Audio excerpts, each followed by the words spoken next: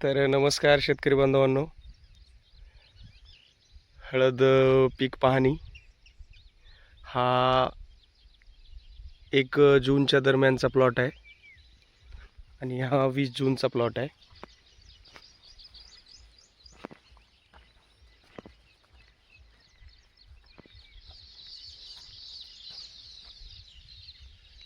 हळद पिकाला आता पाण्याची खूप गरज आहे. ढगाळ वातावरण झालेलं आहे, पण पावसाचा अंदाज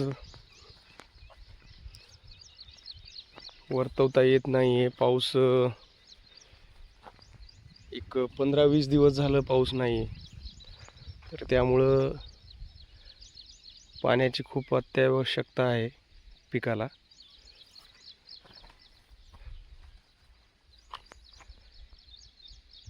आणि आता पावसाळ्याचा जो एकच महिना बाकी राहिलेला आहे, ऑगस्टचे 10 दिवस आणि पुढचा 1 महिना, तर एका महिन्यामध्ये व्यवस्थित पाऊस होणं खूप गरजेचं आहे. कारण आता क्रॉप जे पाऊस आहे त्या पावसाचं पाणी लागणार आहे. 6 महिने पाणी पुरण्यासाठी पावसाची खूप अत्यावश्यकता आहे. 6 महिने आपल्या पिकाला पाणी लागणार आहे नेक्स्ट आता.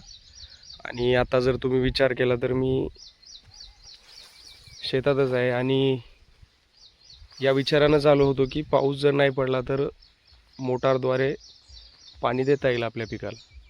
पण भरपूर तज्ज्ञांचं म्हणणं आहे की जर मोटारचं पाणी दिलं तर थोड्याफार बुरशींचा अटॅक होऊ शकतो क्रॉपला.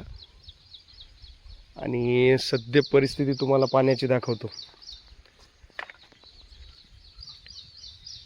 विहीर 50 फूट आहे. दरवर्षी पावसाळ्यामध्ये विहिरीतलं पाणी मला बाहेर सोडावं लागतं जास्त पाऊस झाल्यामुळं. आणि आताच्या कंडिशनमध्ये पहा, पूर्ण पाणी उपशावर आहे. सध्याच्या कंडिशनला पाण्याची कंडिशन आत्ता अशी आहे पावसाळ्यात. तर शेतकरी बांधवांनो, हळद पिकाला 6 महिने बाकी आहेत आणि पावसाचं प्रमाण असं आहे. तर कशा कंडिशनमध्ये आपण आता पीक आणायचं? क्रॉप तर सध्या चांगला आहे. गेल्या वर्षी पण क्रॉप ऑगस्टपर्यंत खूप छान होतं, पण ऑगस्टच्या नंतर सप्टेंबरमध्ये पाऊस जास्त झाला आणि यावर्षी एल निनोच्या इफेक्टमुळं पावसाचं प्रमाण कमी आहे.